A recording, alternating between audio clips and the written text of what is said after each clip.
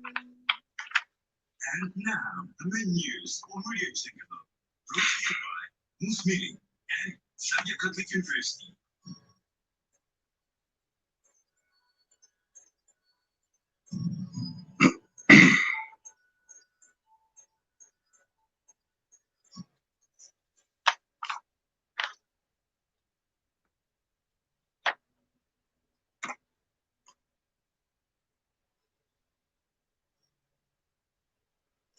Radio Chingalo, restoring everything in Christ with love and truth. Good afternoon with the main news. I'm Patrick Mupeta. Kindly be informed that we are also streaming live on the Radio Chingalo Facebook page. The headlines. Upcoming musicians in Ndola want to benefit from the 30 kwacha million Presidential Arts Empowerment Fund, rehabilitate roads in Chingola's Vipuya area, ZESCO to clash with forest rangers. Upcoming musicians in Ndola want to benefit from the 13 million kwacha Presidential Arts Empowerment Fund, supervised by the Citizen Economic Empowerment Commission, CEEC. The government, through the National Arts Council NAC, launched the fund last August in order to alleviate the artists' financial constraints amid the coronavirus pandemic. Some musicians interviewed by Radio Chingalo News in Indola's Twapia area said they need financial help to produce and market their music. Anthony Chanda Mulenga, leader of the music band called Team Diesel, said this group plans to set up a studio in Twapia.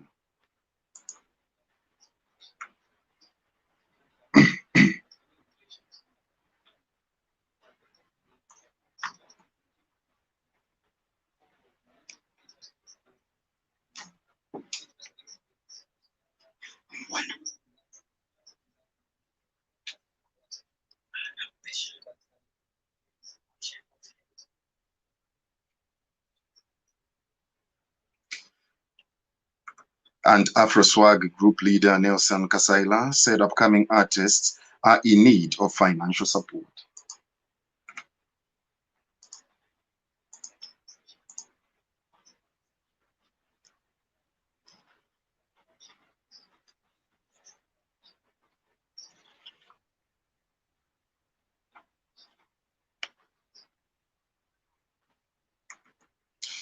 Calls have emerged to disclose the names and prosecute the councillors who were involved in illegal land allocation in Kitwe. In July, Kitwe and Lusaka city councils were suspended to pave way for investigations by the ad hoc committee, which was set up by the government following the allegations of illegalities in land management. The suspension is now lifted, but some councillors, both from Lusaka and Kitwe, have been found wanting by the ad hoc committee. Quito District Land Alliance coordinator Felix Chipoya wants the law to take its course on the councillors who have been implicated in land illegalities to serve as a warning to would-be offenders.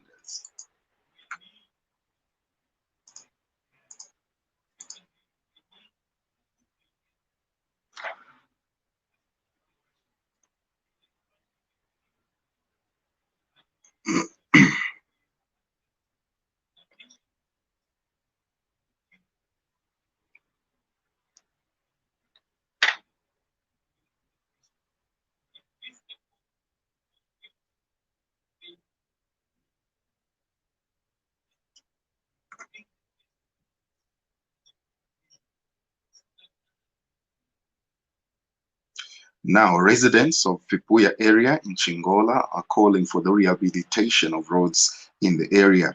The residents regretted that roads in the locality are currently in a deplorable state. Speaking to Radio Chingola News in Chingola, the residents explained that almost all roads become impassable, especially during the rainy season. Pope Francis has invited Catholics around the world to pray that robots and artificial intelligence will remain always at the service of human beings.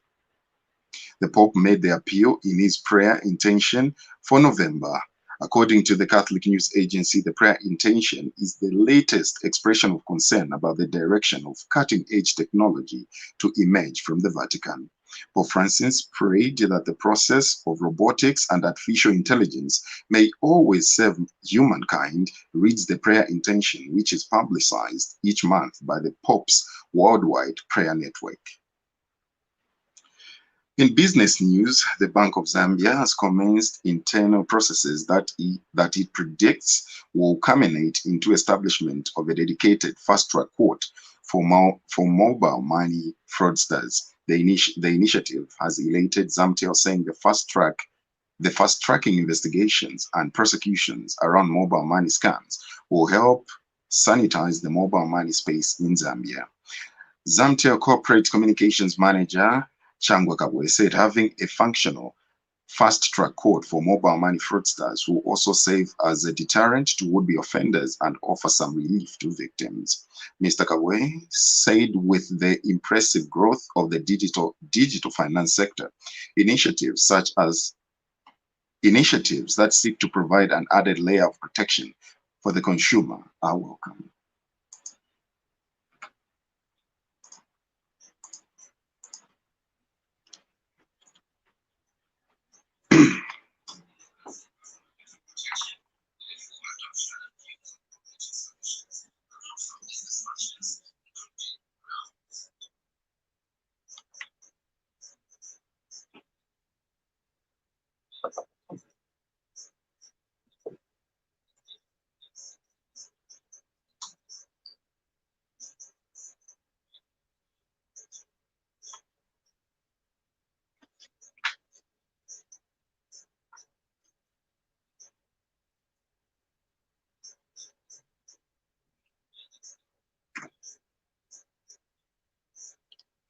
Let's move to sports.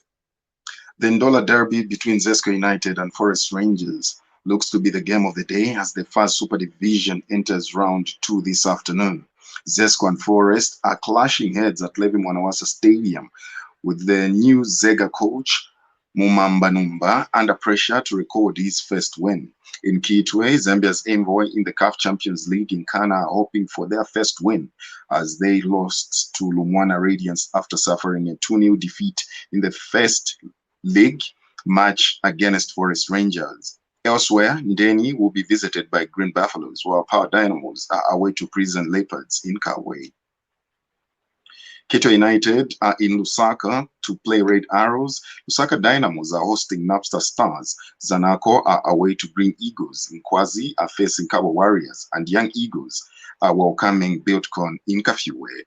And Green Eagles coach Agri Chiangi says he will not focus on last season's results, where his team lost at home to Zanaco. This news broadcast comes to you in the community service of Radio Chengelo with compliments of Moose Milling and the Zambia Catholic University. And now the international news as monitored from the BBC. The outcome of the US presidential election is on a knife edge with Donald Trump and his rival, Joe Biden, neck and neck in key swing states. John Sopel reports.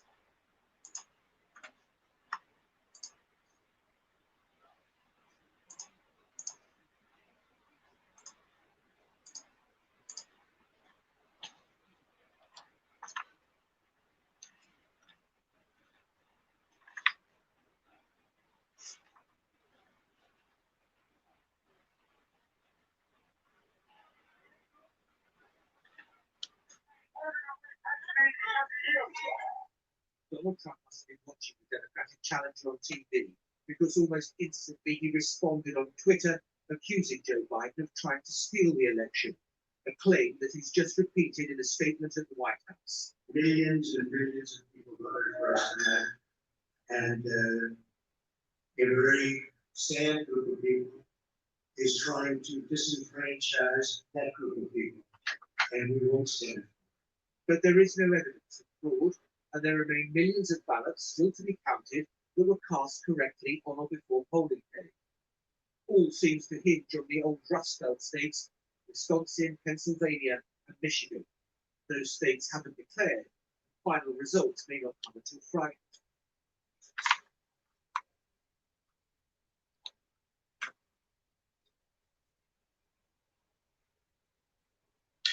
The International Criminal Court has confirmed to the BBC that it's conducting a preliminary examination into the recent Hash-End-SARS protest in Nigeria. In a statement, the Office of the ICC prosecutor said it had received information on alleged crimes. The examination will assess whether the legal criteria for opening an investigation under the Rome Statute are met. For 4 weeks, crowds of peaceful protesters gathered in streets in major towns of the country to demonstrate against police brutality, leading to a crackdown. Some 51 civilians, 11 police officers, and 7 soldiers were killed, according to the Nigerian President Muhammadu Buhari. And finally, on our main news, Ethiopia's Prime Minister Abiy Ahmed has ordered a military offensive to subdue the authorities in Tigray State following an alleged attack on an army base. Mr. Abiy accused the region ruling party, the Tigray People's Liberation Front, TPLF, of launching the attack. The attack resulted in many martyrs, injuries, and property damaged, Mr. Abiy said in a TV address. The cabinet has declared a state of emergency in the region for 6 months. We now end Radio Chingala main news by taking another look at our headlines. Upcoming musicians in Ndola want to benefit from the 13 million Kwacha Presidential Arts Empowerment Fund. Rehabilitate roads in Chingola's Fipuya area and ZESCO to clash with forest rangers. For these and more stories, you can visit our Facebook page. Log on to Facebook and like the Radio Chingala page and link to radiochingala.radio12345.com. You can also listen to the rebroadcast of the news on our YouTube channel. Also listen to us on Radio Garden. And now the weather is produced by the Ministry of Transport and Communications. Moist airflow from Congo will continue affecting the northern and western parts of Zambia, leaving the rest of the country under the influence of moist airflow from the northeast. This will result in increased thundershower across the country. Remember, COVID-19 is still with us, so remember to play your part in the fight against coronavirus pandemic by adhering to the safety guidelines as outlined by the Ministry of Health and the World Health Organization. Wear a mask when in public, avoid large groups, and maintain social distance. Avoid unnecessary movements. Wash your hands frequently for at least 20 seconds. This has been Patrick Mpeta with the main news. Thank you very much for your time. Good afternoon.